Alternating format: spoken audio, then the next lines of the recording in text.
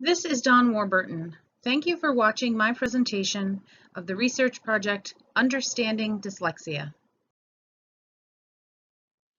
With 1 in 5 students having a diagnosis of dyslexia, teachers must face a prominent issue daily.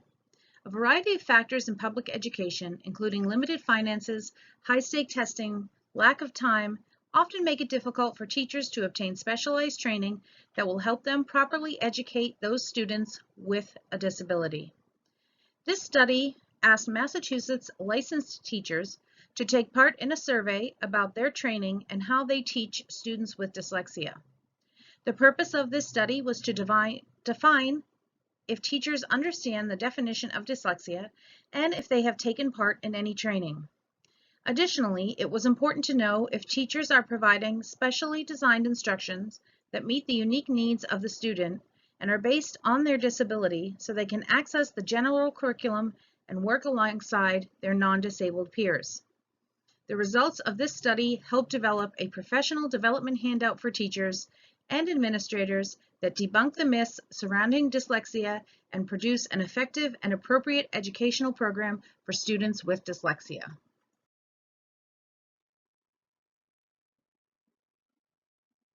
The research question presented was, what does a professional development handout for teachers and administrators look like that educates and outlines an effective and appropriate educational program for students with dyslexia? The basis for this study started with my younger brother. On a summer day in August of 1999, I learned that my 12-year-old brother was reading at the level of a second grader. We learned through testing and reviewing his academic paperwork that he had dyslexia. Through investigatory work, taking workshops, reading books, talking to professionals, I learned that many of the educators who worked with my brother were not familiar with what dyslexia was, and they were not familiar with the proper ways to provide an education to a student with dyslexia. Most educators and administrators do not receive any specific training about dyslexia. With the adoption of the Common Core standards, most states spend a great deal of their professional development focusing on preparing students for standardized testing instead of plain old-fashioned learning. Common Core and standardized testing tend to be the primary focus of professional development for regular education teachers. They often rely on their special education counterparts to provide them with the necessary information to educate a student in their classroom with dyslexia.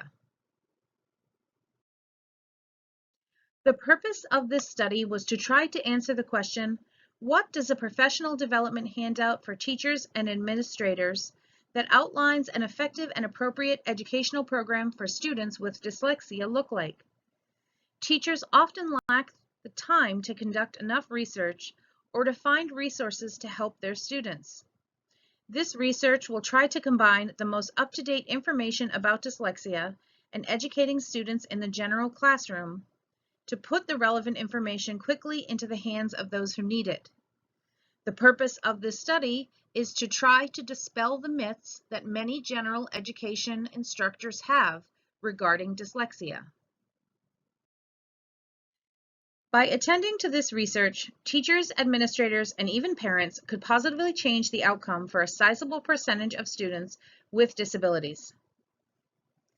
Developing a handout with information about dyslexia myths, as well as other resources, could benefit teachers because they are the people on the front lines of learning. They have a direct impact on the outcome of a student's life in and out of school. If a teacher understands how to educate a student with dyslexia, they can help lead that student down a path to a successful life, and whether that is a college or in a career. It is important that teachers understand that many of the myths they have believed in are false.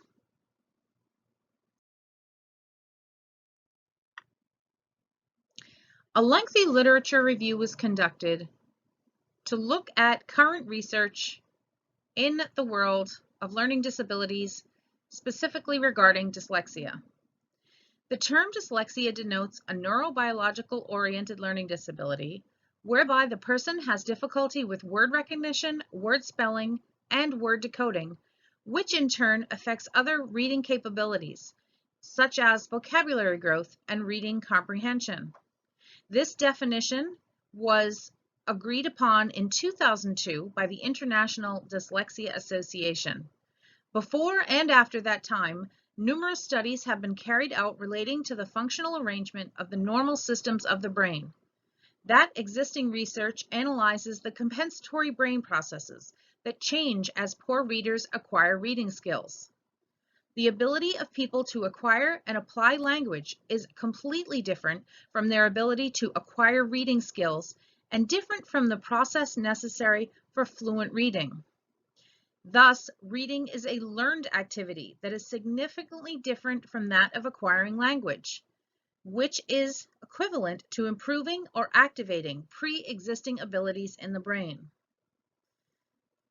Additionally, in Ben Foss's Dyslexia Empowerment Plan, which is informed by his own experiences after struggling with dyslexia, he outlines 3 stages which can help teachers, parents, and most importantly, students with dyslexia. He identifies creating a child's profile where identifying strengths and weaknesses to help understand a child's behavior. By doing this and creating a strength-based document, it reduces the chances of a child to feel inadequate or ashamed about his or her weaknesses. It focuses on the strong points, which are critical towards establishing an effective learning program. The second step involves supporting the child and helping them overcome their fears. Foss recommends that parents and teachers train the child to love him or herself, to build confidence, resiliency, self-awareness. The third stage involves developing the community or surrounding the child. Foss argues a broken system will set the child to failure.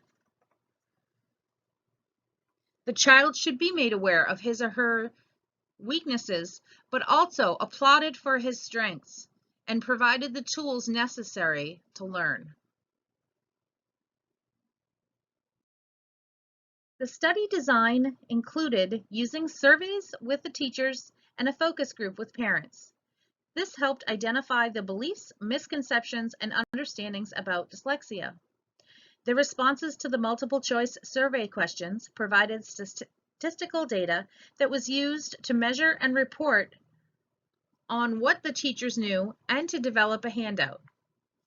It was also used to identify the need for further research.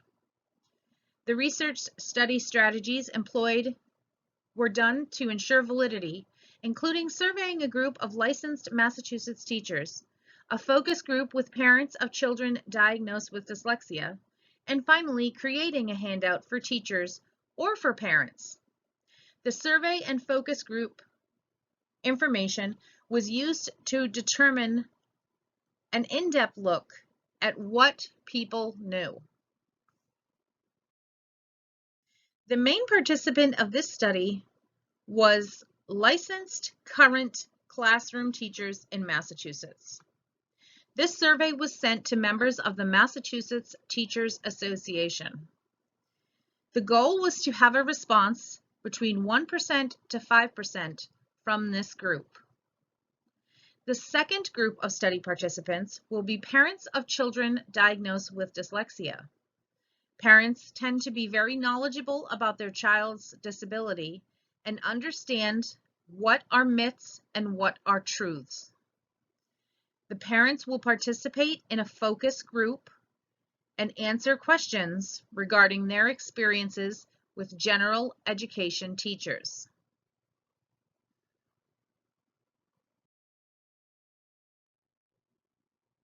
The data collection was obtained through a sample of the teaching population in the Commonwealth. To gain honest answers, the survey participants were asked not to divulge personal information and were given an opportunity to leave comments they felt were important in relation to the survey questions.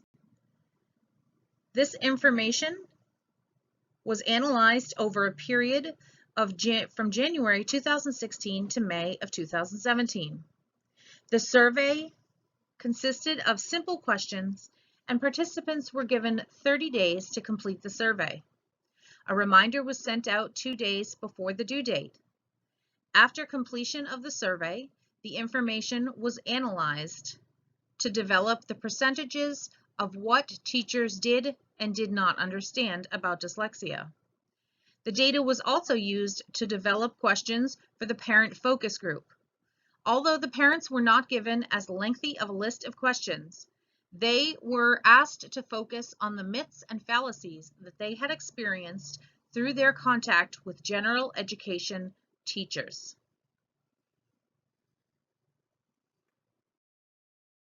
The information from this study identified the vast number of myths that teachers are experiencing and passing on to the students with disabilities in their classroom. There is a great deal of existing research that has been conducted which explains what dyslexia is and how to teach a student with dyslexia.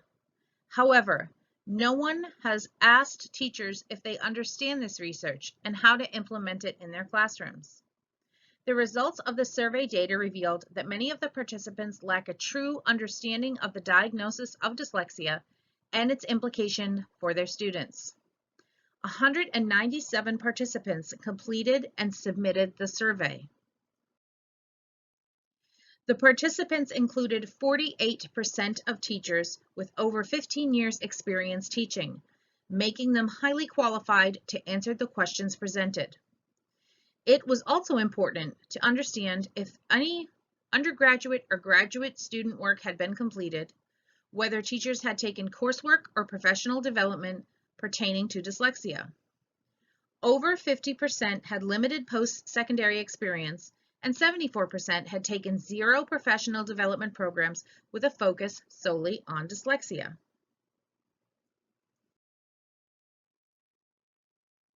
After determining participants' skill level and ascertaining where they may have developed an understanding of dyslexia, the survey questions focused on the student makeup in the classroom. The research found that over 61% of the classroom had over 20 students. With 1 in 5 students having dyslexia, the average classroom has between 2 to 4 students with dyslexia, which is a considerable number. When asked to identify how many students in the classroom had dyslexia, the number did not correlate based on current research. A significant percentage of teachers said that it was not a term used by the school. Therefore, they could not identify the number of students in their classroom. In anticipation of this response, a follow-up question was asked later in the survey to determine if personal understanding that dyslexia is a valid disability and is included in the Individuals with Disabilities Act. The answers were evenly split.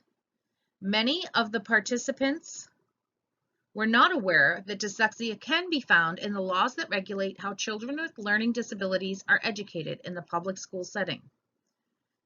The survey was also designed to determine the level of confidence that an educator had when providing instruction to students with dyslexia. The first question was to rank knowledge about dyslexia and the ability to support learning. This question shows an elevated level of educators who do not identify dyslexia in their facilities or rely on the special education staff. This correlates with the small number of educators who have received training specific to dyslexia.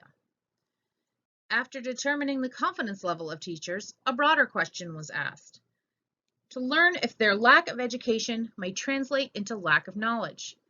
Over 50% of the survey respondents were identified as feeling that they could use more training.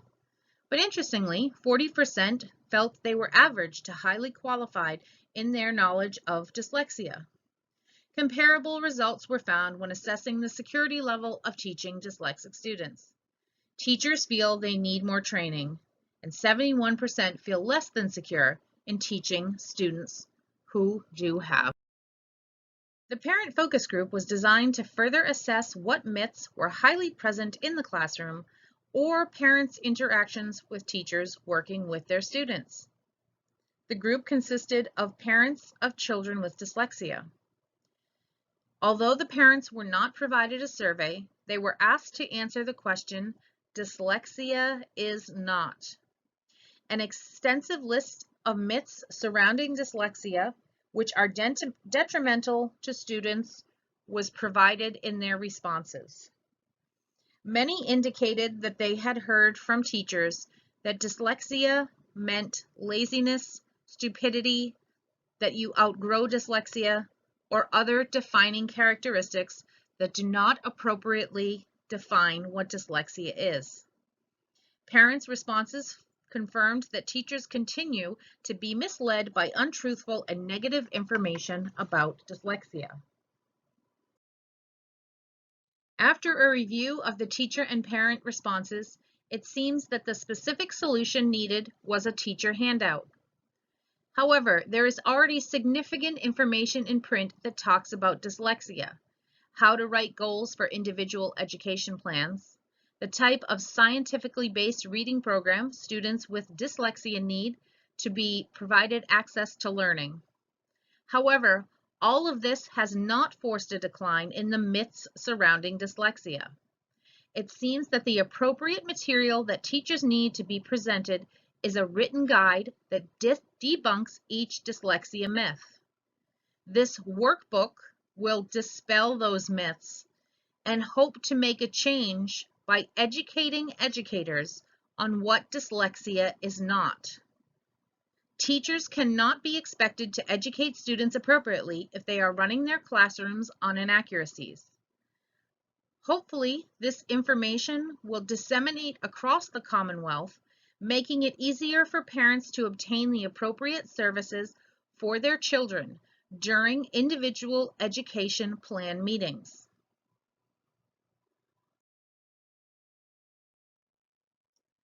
The survey results and parent focus group have shown that before a child can receive a proper education, those who are directly working with the student must be educated in what dyslexia truly is and is not. If the foundation for an education is built on sand, the plan will certainly crumble.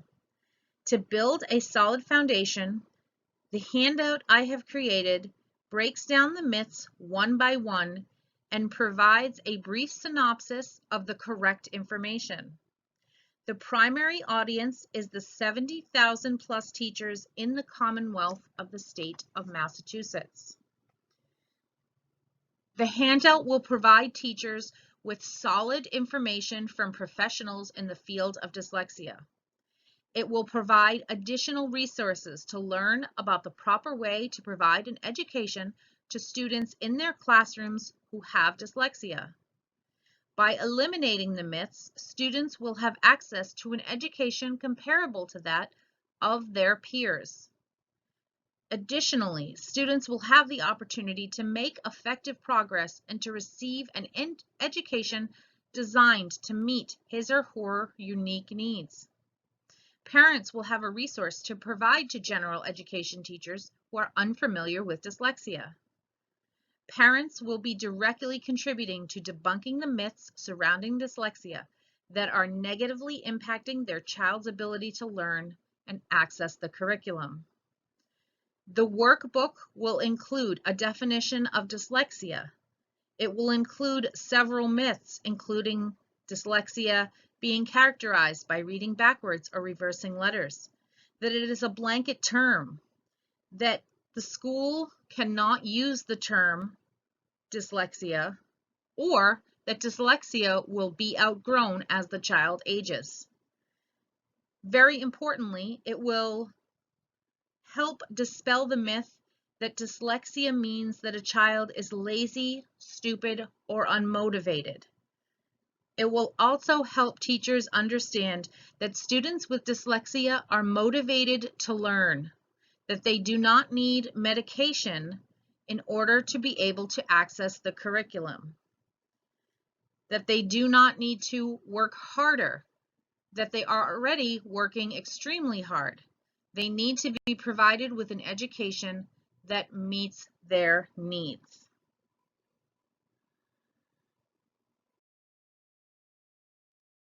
Here are some of the myths that will be outlined in the workbook /handout.